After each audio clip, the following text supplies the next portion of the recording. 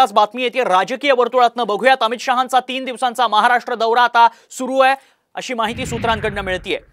विधानसभेच्या पार्श्वभूमीवर शहा दौरा करणार आहेत। 16, 17 आणि 18 ऑगस्टला ते दौऱ्यावरती येत आहेत। 6 विभागाचा अमित शहा दौरा करणार आहेत, त्यामुळे 3 दिवसीय महाराष्ट्र दौऱ्यावर अमित शहा येणार आहेत। अधिक माहिती जाणून घेऊ, आमचे प्रतिनिधी प्रमोद जगताप सध्या आपल्या संपर्कात आहेत। प्रमोद, 3 दिवसीय दौरा असणारे अमित शहांचा कसं बघायचं याकडे?